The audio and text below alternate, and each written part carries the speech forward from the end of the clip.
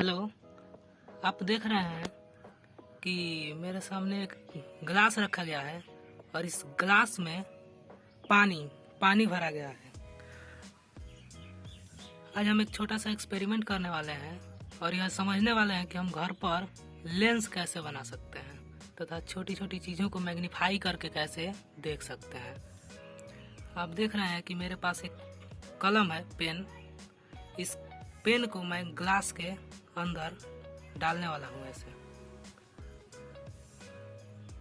तो आप देख रहे हैं कि ये पेन बहुत ही बड़ा हो दिखाई दे रहा है हमें। देखिए,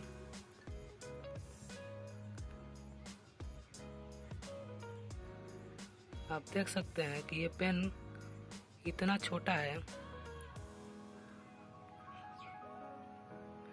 तो इतना पतला है ये पेन और ये इतना बड़ा इसमें डालने के बाद दिखाई दे रहा है। उसी प्रकार आप देख रहे हैं कि ये एक बोल्ट, छोटा सा बोल्ट है। इसको जब मैं इसके अंदर डाल रहा हूँ तो ये बहुत बड़ा दिखाई देने लग रहा है। ये इतना छोटा है लेकिन इसके अंदर बहुत बड़ा दिखाई देने लग रहा है। काफ़ी पतला है ये, लेकिन इसके अंदर डालने पर बहुत बड़ा और मोटा दिखाई देने लग रहा है। ये एक्सपेरिमेंट आप घर पे भी दोहरा सकते हैं और घर पे भी चेक कर सकते हैं। आज हम थ्योरेटिकली जानेंगे कि ऐसा क्यों होता है और कोई भी वस्तु इसमें जूम इन क्यों हो जा रही है। इसी प्रकार आप किसी भी छोटी से छोटी वस्तु को भी बड़ी करके देख सकते हैं। जैसे एक स्कीजर है, कैंची, स्कीजर। इसको जब मैं इसके अंदर डाल रहा हूँ तो ये बहुत बड़ी हो जा रही है। आप देख रहे हैं ये उतनी मोटी नहीं है और इसमें जाने के बाद बहुत बड़ी हो जा रही है। मतलब कि यह एक मैग्नीफाइंग लेंस की तरह कार्य कर रहा है, उत्तल लेंस की तरह कार्य कर रहा है। आज हम इसके प्रिंसिपल को समझेंगे।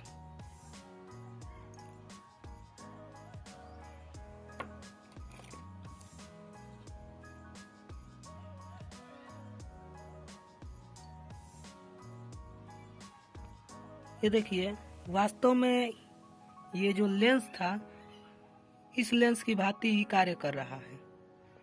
कैसे? तो आप देख रहे थे कि इस लेंस में, मतलब इस ग्लास में, जब हम इस कलम को डाल रहे थे तो कलम के डालने पर, जहाँ ये कलम है वहाँ एक अगर हम रेखा खींच दें यहाँ से, क्योंकि उसके पीछे का जो भाग है वो लेंस की भांति व्यवहार इस कलम के लिए नहीं कर रहा है। अतः हम यहाँ से अगर एक रेखा खींच दें, चाहे यहाँ से अगर रखें, तो हम बीच में रखे हैं इसीलिए, तो बीच से अगर खींचें तो वास्तव में ये लेंस ऐसे हो जाएगा। अगर इसको ऐसे देखें तो ऐसे ये लेंस हो जाएगा। वास्तव में ये इसी लेंस की तरह कार्य कर रहा है, जो कि एक उत्तल लेंस है। आप जानते हैं भली भांति कि लेंस 3 प्रकार के होते हैं। मुख्यतः लेंस तो 2 ही प्रकार के होते हैं, उत्तल लेंस और अवतल लेंस, और दोनों लेंसों के 3-3 प्रकार होते हैं। मैंने पिछली वीडियो लेक्चर में भी बताया था। ये उत्तल लेंस का प्रकार है। हालांकि मुख्य रूप से उत्तल लेंस ये होता है जिसे द्वि उत्तल लेंस कहते हैं। ये समतल उत्तल लेंस है, मतलब इसका एक पृष्ठ समतल है और इसका एक पृष्ठ उत्तल है, तो इसीलिए इसको समतल उत्तल लेंस या समोत्तल लेंस भी कहते हैं। ये देखिए, ये मुख्य अक्ष है और ये इसका प्रकाशिक केंद्र है और ये इसका प्रथम फोकस है। आप देख रहे थे कि ये जो लेंस था यहाँ पर ऐसा इस आकार का था, इस आकार का जो लेंस था, इस लेंस में जो ये कलम है या जो वस्तु है, ये इस जो रेखा है इसके जस्ट पास ही रखी है। मतलब कि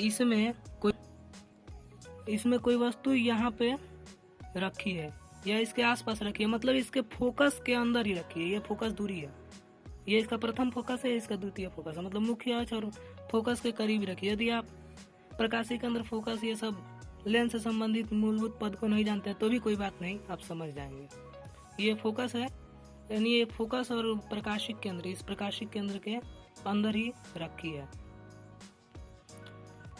अब इसमें प्रतिबिंब कैसे बन रहा है कि यहाँ से एक प्रकाश किरण निकल रही है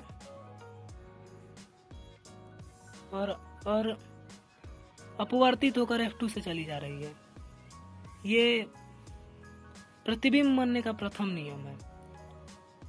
बहुत सारी प्रकाश किरणें वस्तु से निकलती हैं तो ही हमें वस्तु का प्रतिबिंब बनता हुआ दिखाई देता है। आप देखे भी होंगे कि दर्पण में अगर हम किसी दर्पण के सामने खड़ा होते हैं तो हम दर्पण पे प्रकाश नहीं डालते, दर्पण पे लाइट नहीं डालते, हम स्वयं पर लाइट डालेंगे या वस्तु पर लाइट डालेंगे तभी उसका प्रतिबिंब दर्पण में दिखाई देता है। आप रात को ऐसा चेक कर सकते हैं।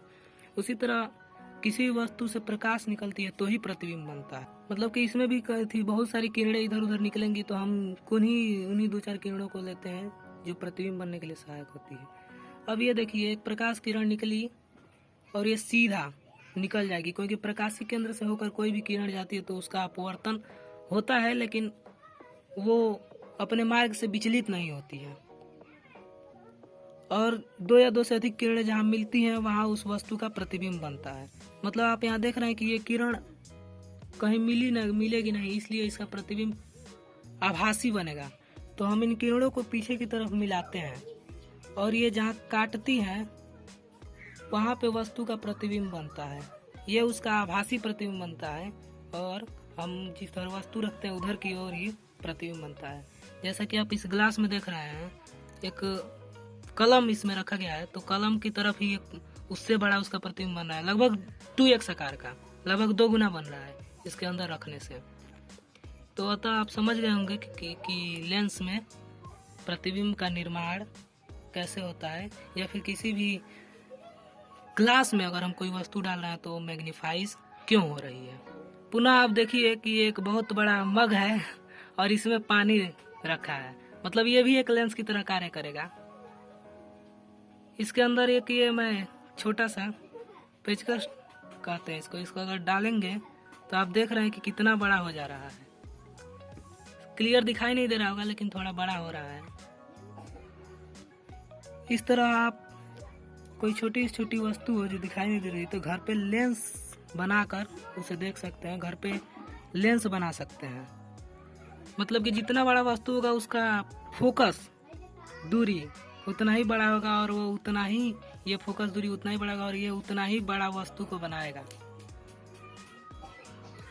इस तरह आप घर पे स्वयं का लेंस बनाकर उपयोग कर सकते हैं। क्योंकि मैं लेंस का एक बार और परिभाषा दे दूं कि लेंस किसी भी दो पृष्ठों द्वारा, दो गोलीय पृष्ठों हो या एक समतल एक गोलीय, कैसे भी पृष्ठों द्वारा घिरा एक पारदर्शी पदार्थ होता है। पारदर्शी का मतलब कि जिसके एक बगल से दूसरे बगल प्रकाश जा सके, उसी को पारदर्शी पदार्थ कहते हैं। और लेंस उसी तरह का पदार्थ है। ये जो ग्लास है उसी की भांति व्यवहार कर रहा है, क्योंकि ये पारदर्शी है और ये जो है एक ठोस है, इसलिए ये एक लेंस की भांति व्यवहार कर रहा है। उम्मीद है आप समझ गए होंगे। धन्यवाद। याद रखें कि एक बेलनाकार लेंस भी होता है, मतलब कि इस गिलास के आकार का बेलन के जैसा होता है, लेकिन ये लेंस मतलब ये ग्लास बेलनाकार लेंस की तरह व्यवहार नहीं कर रहा है, क्योंकि हम इसके अंदर किसी वस्तु को डाल रहे हैं। यदि हम इसके उधर उस पार से किसी वस्तु को देखें तो ये बेलनाकार लेंस की तरह व्यवहार करेगा। हालांकि बेलनाकार लेंस भी उत्तल लेंस का ही एक प्रकार होता है। जैसे आप मतलब ये बेलनाकार लेंस की भांति व्यवहार नहीं कर रहा है। आप देख रहे हैं कि उधर एक किताब रखा हुआ है, इस किताब का प्रतिबिंब आप देख रहे हैं उधर से देख सकते हैं, उल्टा बन रहा है। वो सामाजिक विज्ञान लिखा है, इसमें विज्ञान उल्टा दिखाई दे रहा है, सामाजिक उल्टा। मतलब बेलनाकार लेंस की भांति व्यवहार करेगा यदि इसके बाहर उस साइड हम कोई वस्तु रखेंगे तब, लेकिन ये इसके अंदर कोई रख रहे हैं तो ये इसी लेंस की भांति समोत्तल या समतलोत्तल लेंस की भांति ही व्यवहार करेगा।